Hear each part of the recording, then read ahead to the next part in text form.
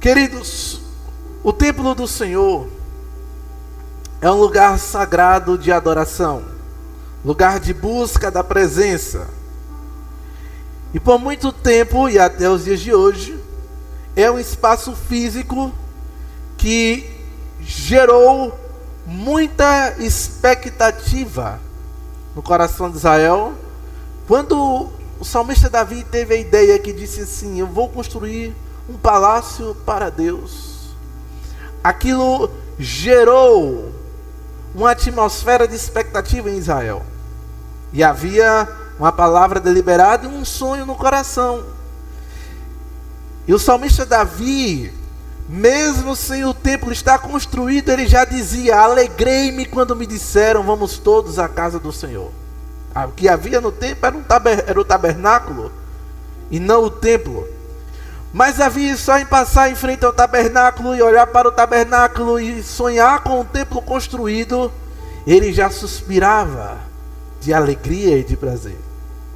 Mesmo não tendo sido ele que construiu, mas ele preparou todo o material, ele fez todo o levantamento de todo o material, de tudo, entregou a seu filho Salomão quando ele assumiu o reinado, porque assim Deus tinha dito que não seria ele que construiria o templo, ele, Davi, mas seria o seu filho Salomão, porque o Salomão teria um reinado de paz, enquanto Davi, ele teve um reinado de guerras. Davi, ele lutou contra muitos inimigos, então ele não teve um reinado de paz. Um sonho que foi gerado no coração de Davi e que foi dado à luz pelo seu filho Salomão. E nós vamos ler 2 Crônicas, capítulo 7, a partir do versículo 1. 2 Crônicas, capítulo 7, a partir do versículo 1. Diminui só um pouquinho os retornos, por favor. 2 Crônicas, capítulo 7, a partir do versículo 1. Vamos todos nos posicionando em reverência à palavra do Senhor, para nós lermos que foi a glória do primeiro templo. Falaremos sobre a glória do primeiro templo, a glória do segundo templo e o templo dos dias de hoje. Sobre o pavimento e adoraram e louvaram o Senhor, porque é bom, porque a sua misericórdia dura para sempre. Amém? Poder se sentar. A glória do Senhor vinda sobre o templo, testificava, selava a aprovação de Deus sobre aquele ato de Salomão, que foi a construção do primeiro templo. Havia uma glória manifestada, a glória de Deus encheu aquele templo de uma forma tão poderosa que nem os sacerdotes podiam entrar, porque a casa do Senhor estava cheia da glória do Senhor. E a glória do Senhor tinha enchido a casa do Senhor. Observe que se a casa é do Senhor, o que precisa encher aquele lugar é a glória do Senhor. Não pode ter glória equivocada na casa do Senhor. A casa dele precisa ser cheia da glória dele. A pior tristeza é um povo que se reúne se dizendo que é igreja, adorando a um Deus que não é o Deus da igreja. E a palavra do Senhor diz em uma das igrejas, em uma das cartas enviadas às 7 igrejas de Apocalipse, quando Jesus, o Espírito de Deus, fala através do apóstolo João a respeito de uma igreja que eu não me lembro o nome agora, mas que ele diz assim: olha, ele diz para uma igreja: eis que estou à porta e bato. Se alguém abrir a porta, eu entrarei e cearei com ele e ele comigo. Então havia uma igreja em Apocalipse que ela entrava no culto, ela entrava no templo para cultuar, e o Deus do culto, que deveria ser o Deus Todo-Poderoso, ficava do lado de fora, batendo a porta, querendo entrar no culto daquela igreja. Então, a glória do Senhor enche a casa dele mesmo, a ponto dos sacerdotes, que eram autoridades para ministrar a glória do Senhor, não entrarem, porque quando a glória do Senhor se manifesta, não há confusão. Quando a glória do Senhor se manifesta, não tem espaço dada por Deus, e eram autoridades. Eles eram autoridades e possuíam uma autorização acima do normal. No Velho Testamento você sabe que era assim. Eram sacerdotes que eram responsáveis pelas ofertas, pelos orçamento. Eles possuíam uma autorização além do comum. Nos dias de hoje existem sacerdotes? Existem. Como pastor, como pastores, apóstolos, bispos, mestres, evangelistas, um sacerdócio real do Senhor. Chefes de família, nascidos de novo, sacerdotes de um lar. Mulheres, esposas nascidas de novo, sacerdotisas de uma família.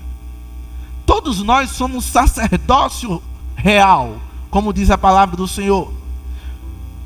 Mas existe um nível de autorização diferente. Nós não somos responsáveis por trazer remissão de pecado de ninguém. Cada um que pecou entra em estado de arrependimento, entra em estado de confissão, se arrepende dos seus pecados, deixe e será alcançado pela misericórdia do Senhor. Mas naqueles dias, nos dias de Salomão, nos dias do Velho Testamento, os sacerdotes possuíam autoridade além do comum. Eles entravam aonde as pessoas não podiam entrar. Mas quando a glória do Senhor encheu a casa do Senhor, nem eles puderam entrar. Nem eles se ousavam entrar. Tendo Salomão acabado de orar, desceu o fogo do céu. Uma oração feita atrai a glória do Senhor para o ambiente. Uma casa que não possui intercessores dificilmente atrairá a glória do Senhor. Mas uma casa que possui, e eu disse a elas, gastem tempo adorando ao Senhor. É possível vocês serem crianças cheias do Espírito Santo, vocês são donas do reino dos céus. Naquele momento, meu irmão, o que eu estava passando para aquelas crianças era o seguinte: causem um reboliço na casa de vocês. Porque a criança, ela tem uma inocência fora do comum. E ela consegue acessar os céus de forma que muitas vezes os pais não conseguem, por conta dos problemas, dos atritos no casamento e por aí vai. Tantos e tantos e tantos problemas. E a oração de uma criança traz cura para o lar. E eu disse a elas: vocês não estão de férias, estudem, não só assistam filme, desenhos, mas estudem, brinquem, se divirtam, orem e adorem ao Senhor. Precisamos, nesse tempo de pandemia, não só incentivar os adultos a orarem, a buscar a presença do Senhor, mas principalmente as crianças. E dizer a elas: criem uma atmosfera de glória na sua casa. Porque um choro, uma adoração feita por uma criança, meu irmão, move o coração de Deus de uma forma extraordinária. E quebranta o coração dos adultos. Quebranta. Imagine todas aquelas crianças ali que estavam naquela live e estão assistindo agora novamente, e outras que não estavam, mas estão assistindo agora com os pais. Todas elas entenderem isso e começarem a orar pela sua casa e pela sua família. Começarem a orar pela sua própria vida. Começarem a ter momentos de adoração ao Senhor. O reboliço que não vai ser. Porque a oração atrai a glória do Senhor. A oração atrai a glória do Senhor. Quando a glória de Deus encheu o templo, corações com propósito se moveram. Vamos ler a partir do versículo 4 agora.